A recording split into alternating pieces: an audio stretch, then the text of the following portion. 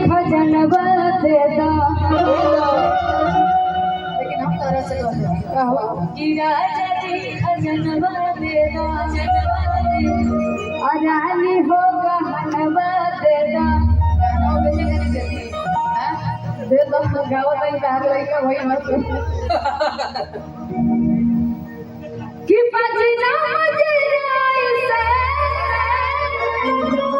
हीरा रतनवा देदा हाय खजनवा देदा और इस नाम से लेते हैं कि गोली में सिटिया खाली देखो सिटी रोको भैया सिटी हेलो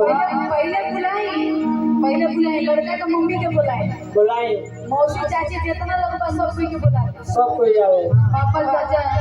केहू घर में ना रहे सब कोई कितना निमन गाना बा हां कि राजा जी खजाना दे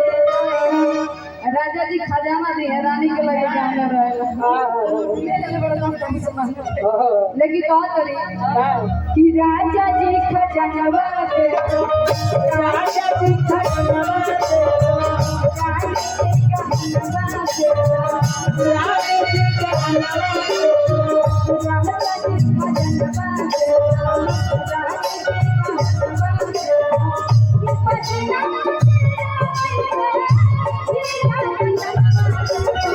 राजा जी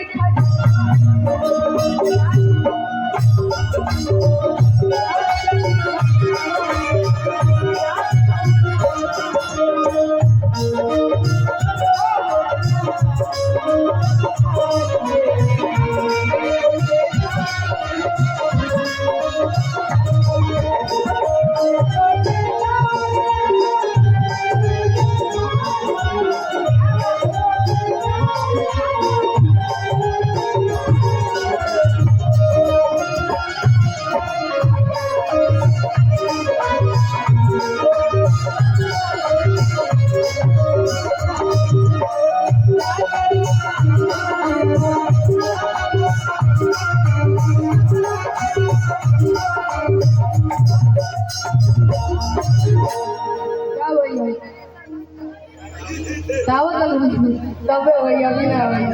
अभी बेस्ट हेलो तब होगी ना तब होगी ना साउंड लगाओ मैं साउंड लगाओ एकदम ना बाजी नाम लिखे गाना साउंड लगाओ हां हेलो